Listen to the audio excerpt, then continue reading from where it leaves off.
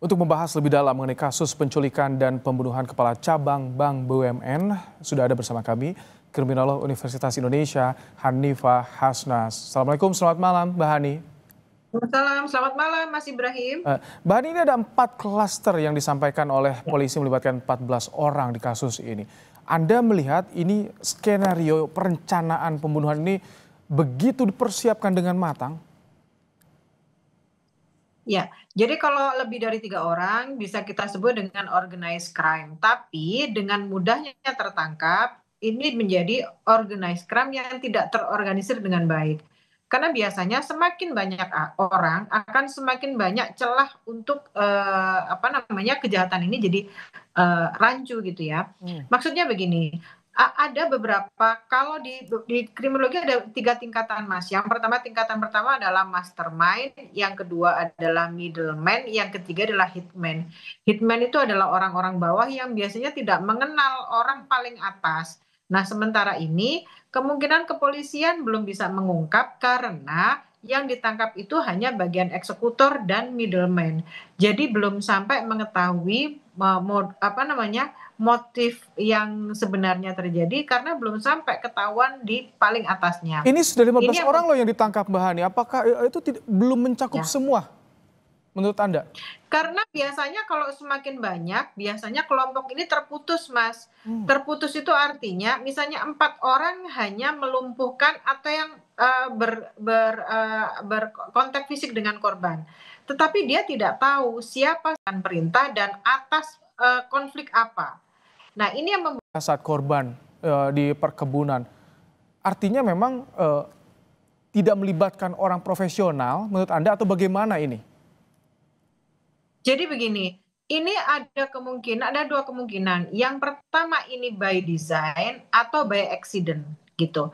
By design itu bisa jadi memang tujuan utamanya untuk melakukan penghilangan nyawa.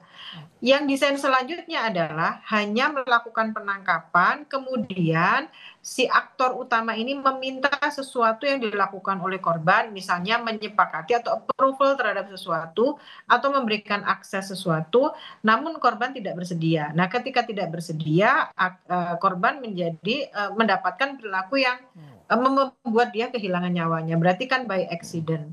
Tapi yang perlu kita ketahui adalah ada beberapa dari pernyataan dari yang sudah tertangkap, dia tidak mengetahui ketika dia sudah menyerahkan korban itu ke pihak yang lain, ternyata pihak yang lain itu ternyata melakukan pembunuhan. Artinya komando dari atas ke bawah itu tidak linier. Ketika tidak linier, masing-masing kelompok ini tidak akan mengetahui sebetulnya yang dia lakukan itu apa. Apalagi yang kita ketahui pula dari seseorang yang menyampaikan dari kuasa hukum salah satu yang sudah ditangkap adalah salah satu mahasiswa yang juga terlibat dan dia tidak mengetahui, dia hanya mengikuti ajakan dari omnya untuk melakukan perjalanan, tetapi tahu-tahu dia terlibat dalam sindikat ini. Sebelum, jika memang ini dipersiapkan, artinya ini kan mengarah kepada pembunuhan berencana. Tapi tadi Anda bilang soal ini by accident, apakah bisa tepat dimasukkan ke dalam pembunuhan berencana? Kalau pembunuhan berencana, kalau gini Mas, kalau berencananya sudah berencana.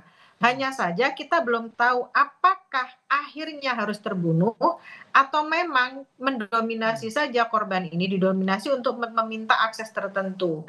Nah, ketika terbunuh berarti kan ada eskalasi yang awalnya hanya melumpuhkan ternyata terbunuh gitu ya. Tapi sejauh ini sudah direncanakan dengan matang. Terkait terbunuhnya bisa by design, bisa by accident. Walaupun secara keseluruhan ini didesain untuk melumpuhkan korban. Baik, ini yang ditunggu sebetulnya bagaimana motif yang harusnya segera disampaikan oleh polisi agar tidak menimbulkan banyak spekulasi. Terima kasih Mbak Hanifah Hasnas, Kriminolog UI, telah menyampaikan pandangannya di Kompas Malam hari ini.